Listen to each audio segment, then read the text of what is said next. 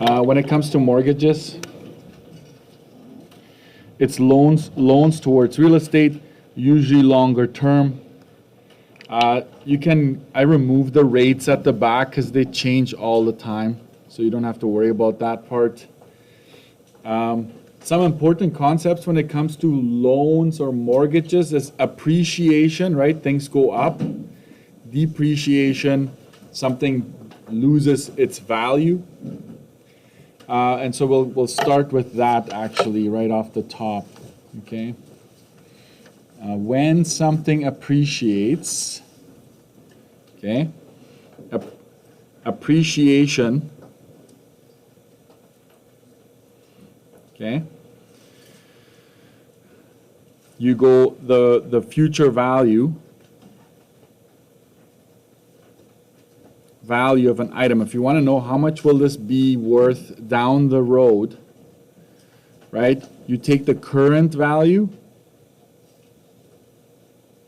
and you multiply it by 1 plus the rate divided by 100 to the power of years. I already gave you this before. So I'm going to give you an example right away. House worth 200,000, let's say, appreciates at 2% per year. Okay, what's the value in 10 years?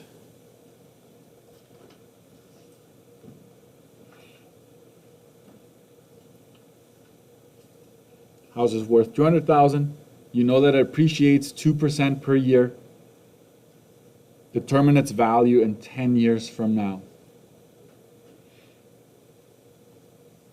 So you would go future value is 200,000.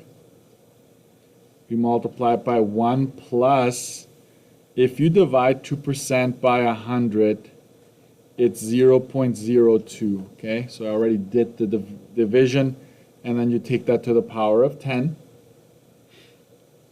which in turn is 200,000 times 1.02 to the power of 10. Does this ring a bell, exponential function right here? Your initial value, right, the initial amount.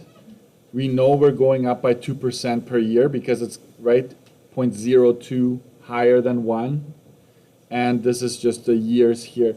So all you need to do there is grab your calculator. I was charging mine, so it's not there right now. Right, so just go 200,000, 1.02 to the power of 10. And so your house, in the future, you can predict this, right? That will be approximately worth 243,000.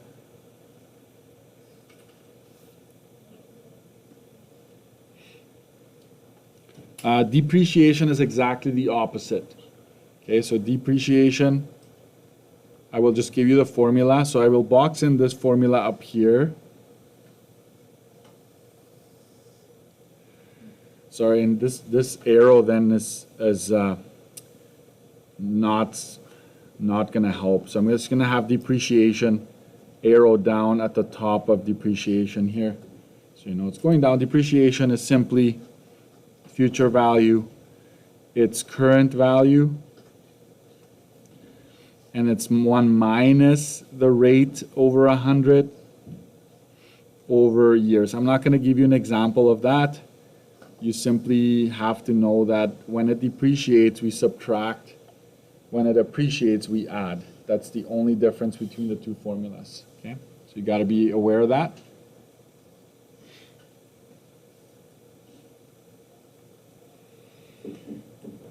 I'm going to cut this off here. That's kind of like a subsection here. Equity. Building equity is one of the main reasons you want to buy a house, okay? It's the difference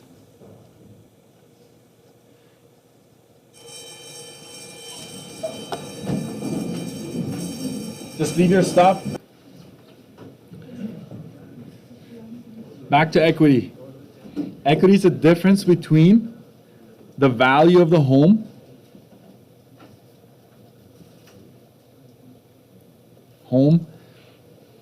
and balance owing. That is equity in a nutshell. The difference between the value of the home and what you owe on it. Okay? So the beauty of, if this is your house, okay? The value of this, the value of the home goes up, right? And what you owe goes down. Okay? So this is what you owe. This is the value. And that difference is equity.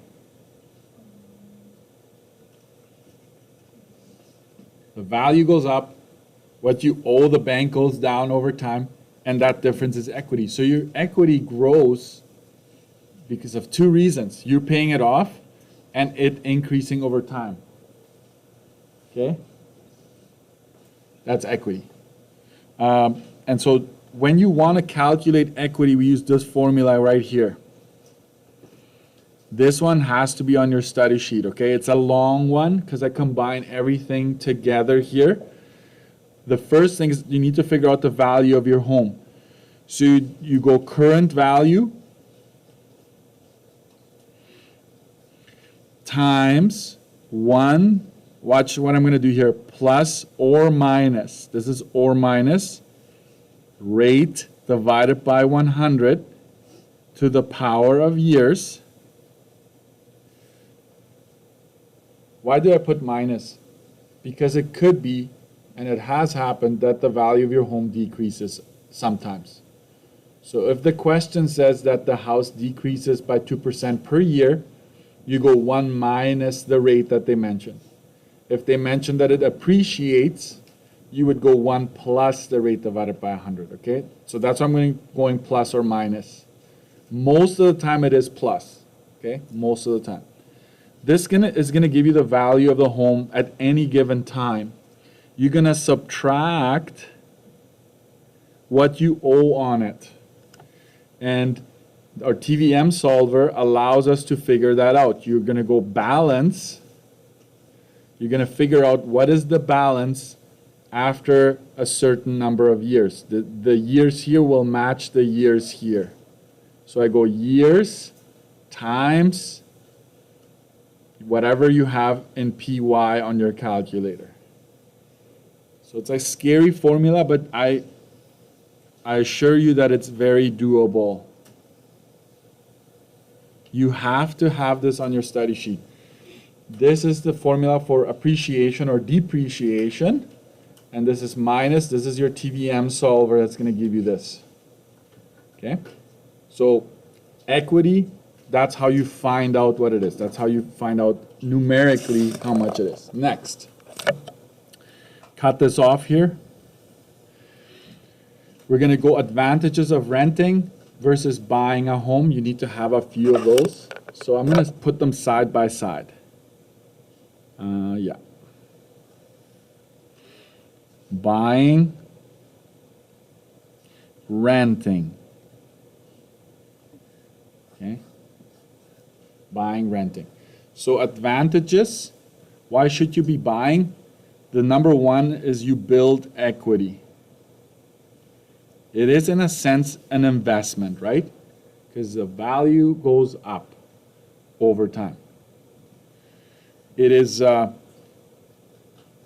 you are able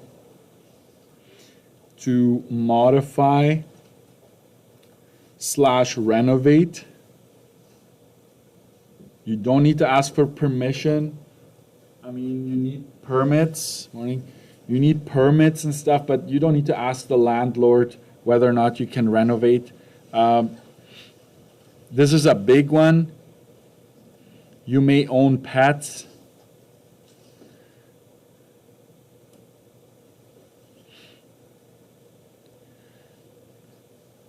you can stay as long as you want.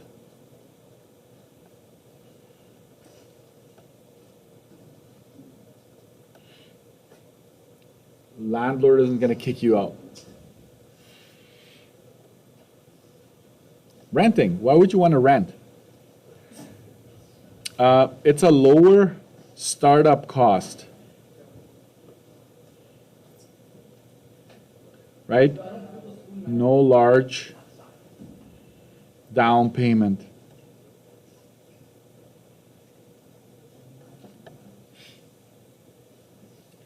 You don't need a large down payment. Another one, it's easier to move. Relocate if you rent.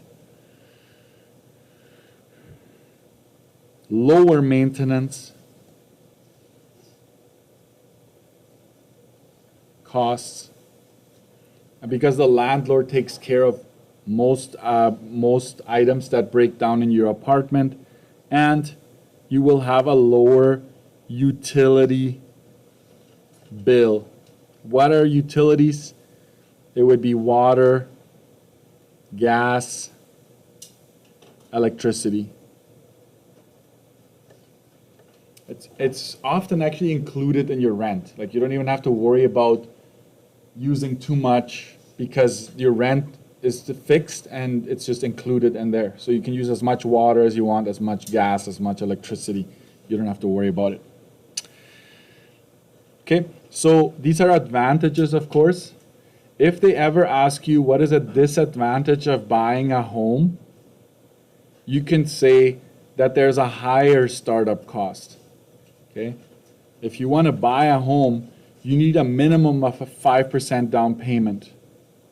Okay? Maybe I will add that at the top here. That's a government thing. I've never seen them ask that, but you need at least 5% down payment. Okay? The government, like the bank, will not give you a mortgage in Canada unless you have at least 5% of the value of the home saved up. Okay? So that's a minimum. So that's a big startup cost, right? Like, to get that amount, let's say that you want the house for $300,000, right? You need to come up with $15,000 right off the top, and then there are more expenses that come with owning a house as well.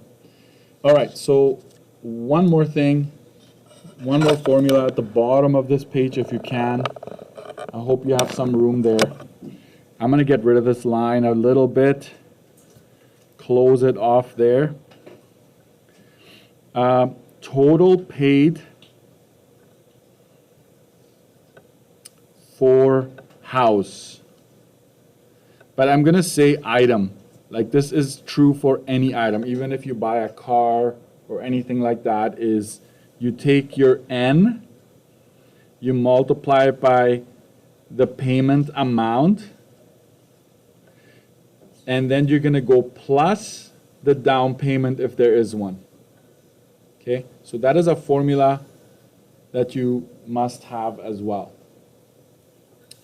If you're a little bit overwhelmed with formula, I will summarize this towards the end. I will summarize investing, borrowing money, but don't just wait for me to do that. You can, in the meantime, already add these formulas, but it might be easier to see them all in one spot. Okay, but this one is important, very important.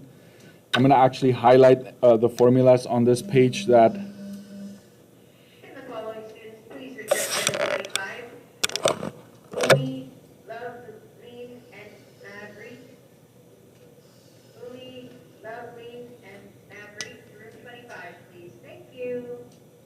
So those two there, they're the big ones. And then I will just highlight the appreciation and depreciation formulas as well. There you go.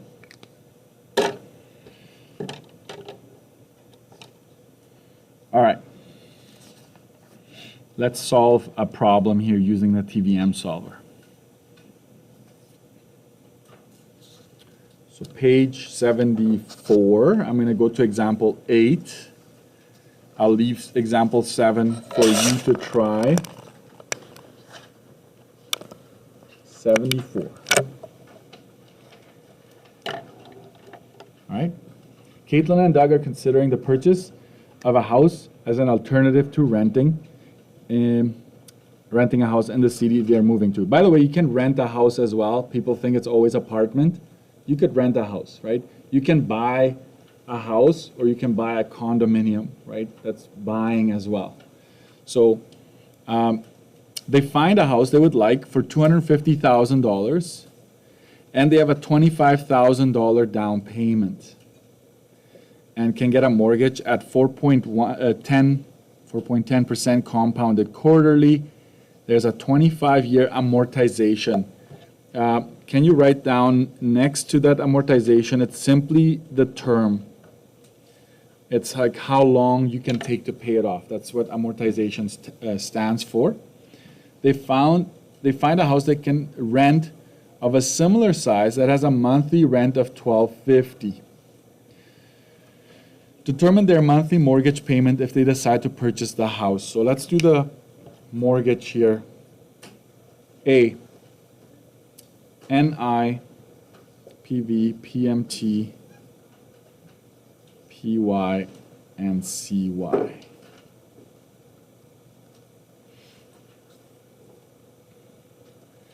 And remember, technically the question could ask you for any of these.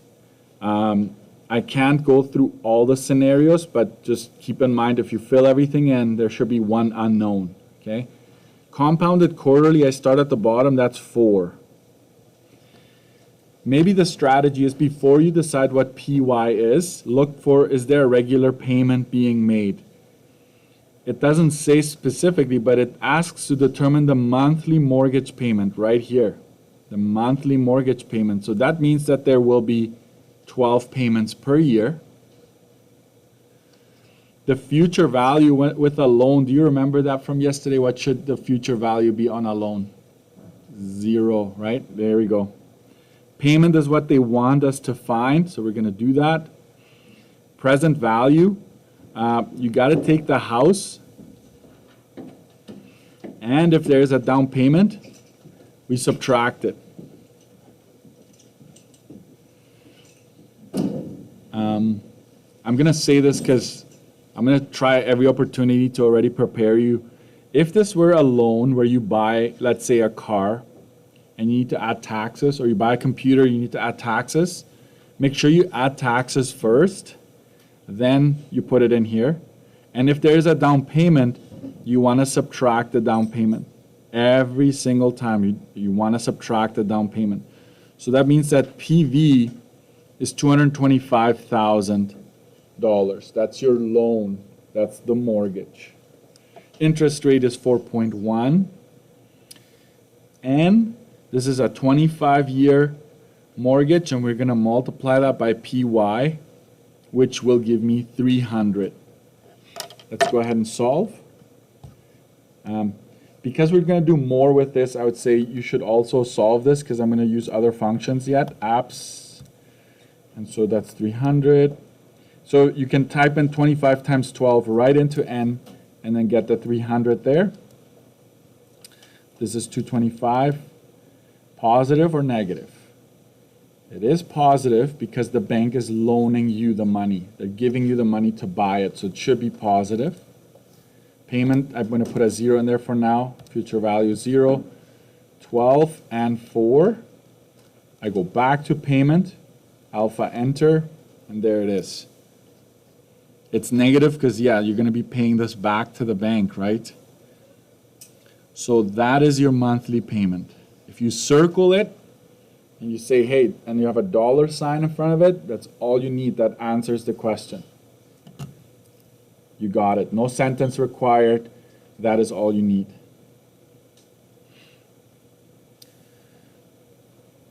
B, give one reason they might choose to buy a house as opposed to renting. So then you pick one of the ones I just gave you. You can say Sometimes it's in the question. If you look around, you'll find it.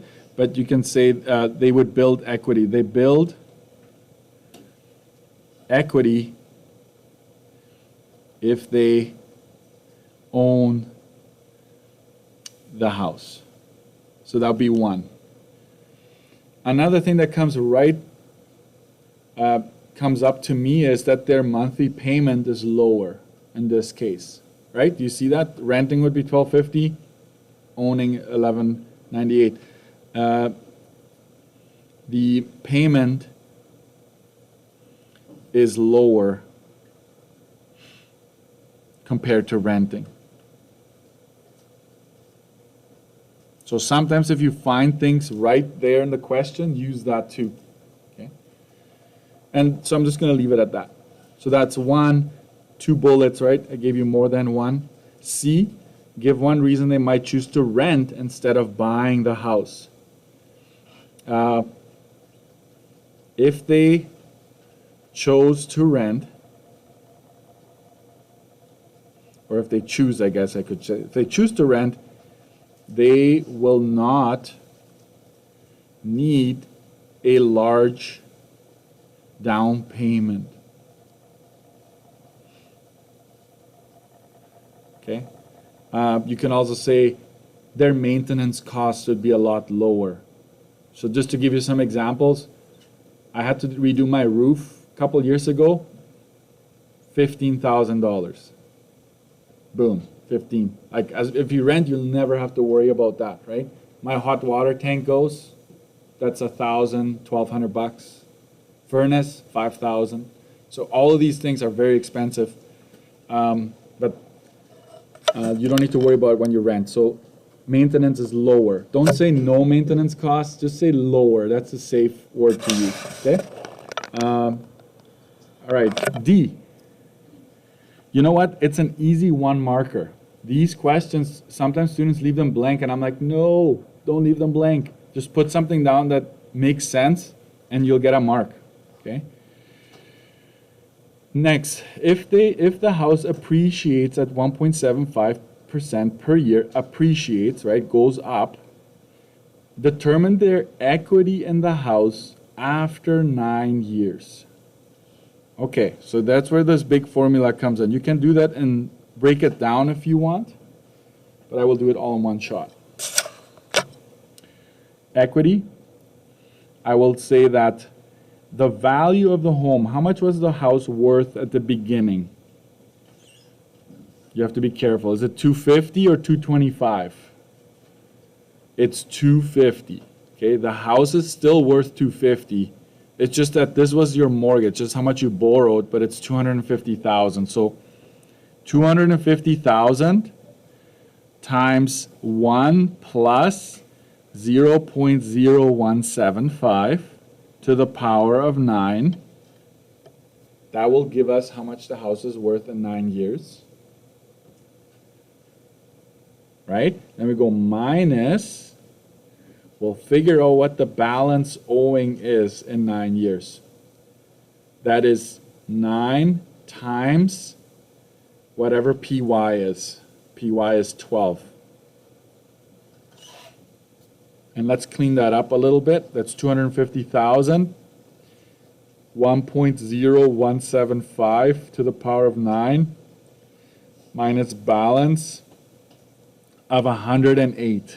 So it's kind of asking you, like, 108 payments into this mortgage, how much will I owe? And so here we go. Let's clean that up. I'll just give you the numbers. So this, the value of the home ends up being 292, 246, 80. So your house has gone up to 292,000 in 9 years, minus balance owing. So I want to show you how to do that again. This is based on what we have in our TVM solver. So I quit this screen, I go back to apps, finance, and balance is right there. So you can go balance of 108, and this tells me that after 9 years you're still going to 1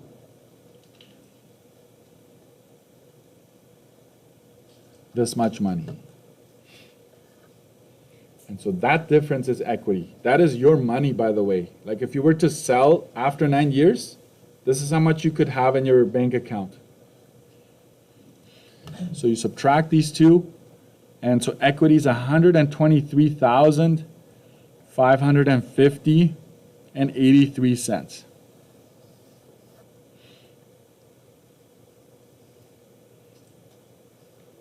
This is your money.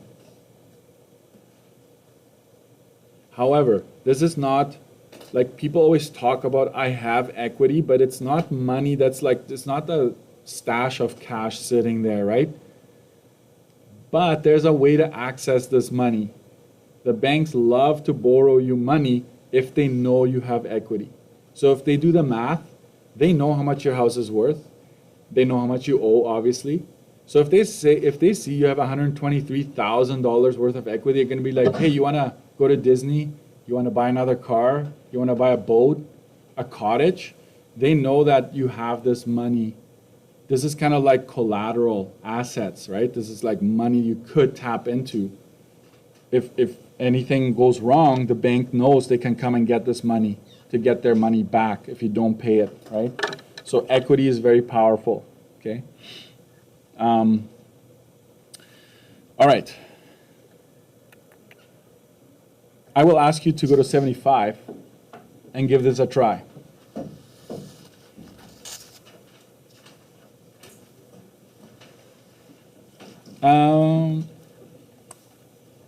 Maybe 76 is better. No, let's just go 75. There's some similarities there. Some of the things look very similar, but that's fine. That's fine. I'll give you a heads up that the down payment, but you have to be comfortable with this. The down payment is not a dollar amount, it's 10%.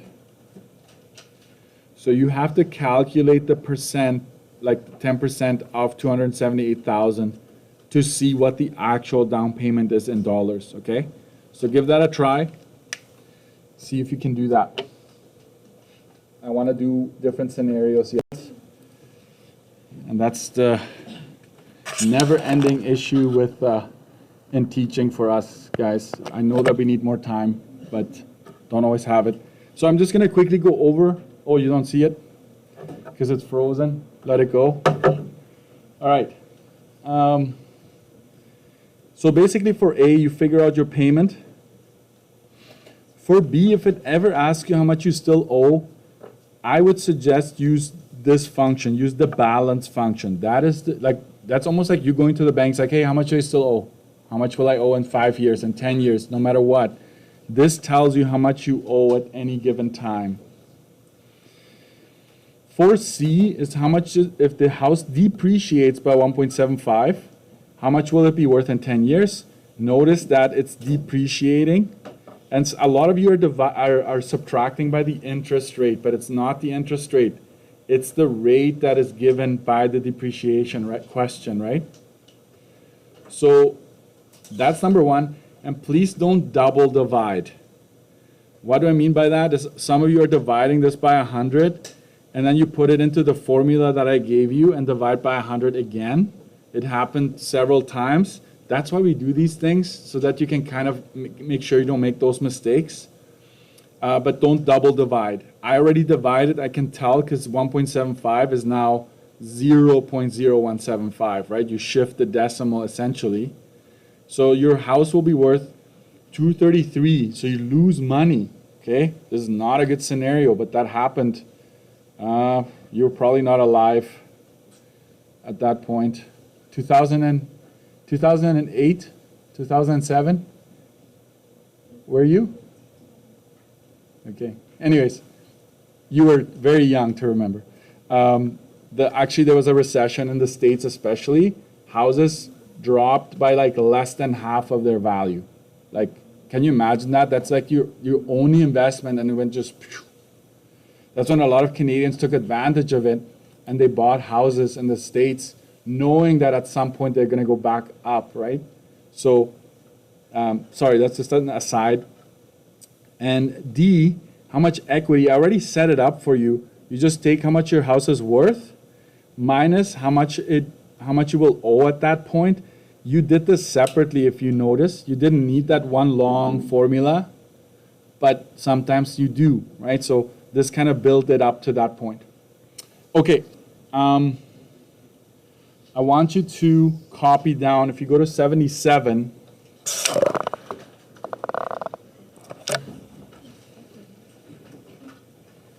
I want you to copy down this question on 77, please. And try to do it as fast as possible.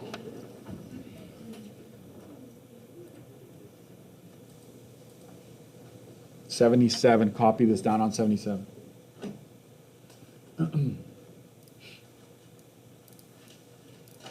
This is technically what most people should do before they buy a house. But they don't. They're like, ooh, I really like that house. And then they buy it, and then they're house poor. What we say house poor is like most of your money is going towards paying off all the bills that are involved in owning that house. You should have probably asked yourself, like, can I even afford that? Is it smart to buy, like, to max out on my mortgage? And it will also, like, kind of let you know, it's like, well, stop looking at houses that are $1 million. You just can't afford it, right?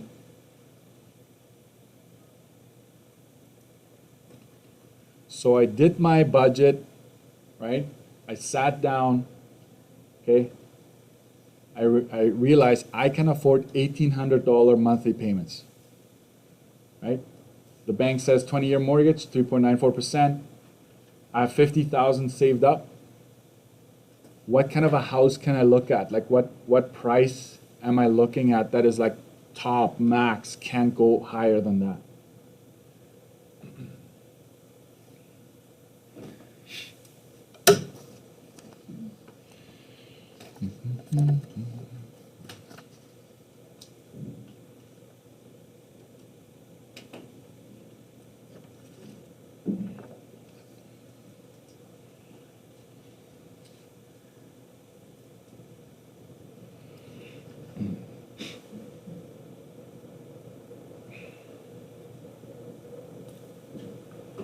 All right, you got this down?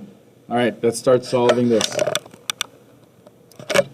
And so TVM solver is your friend here. PV, PMT, PY, CY. So at the very least, fill in what you know right off the top.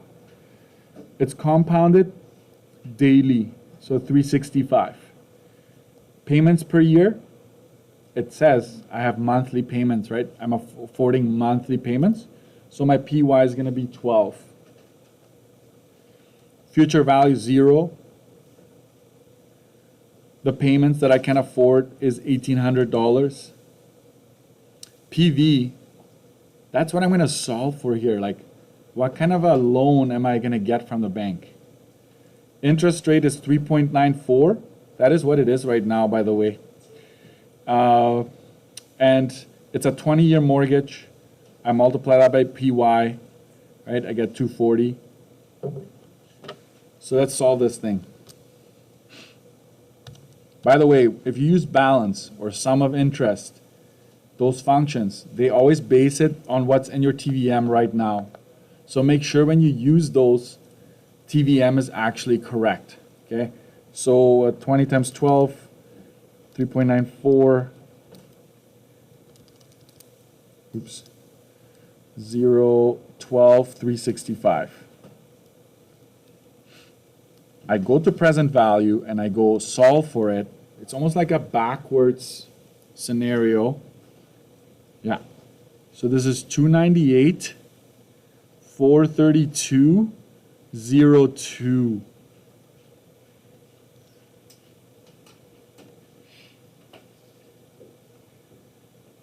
But you got to remember, when we do loans, and you do this, the down payment has been subtracted, correct? Remember how we usually subtract the down payment to come up with this number? So he can afford 298,432.02 plus, right? He's got the $50,000 saved up. So that's 348,432.02. So this is the loan that the bank could give you. That's the loan. But because you have $50,000 saved up, you can actually look for a house closer to the $350,000 mark. Does that make sense? You got to add the down payment, because if we were to reverse this now, reverse engineer this, we would go this minus the down payment, put it in there, figure out our payment, right? But this is going backwards. So, I thought I'd throw that in there.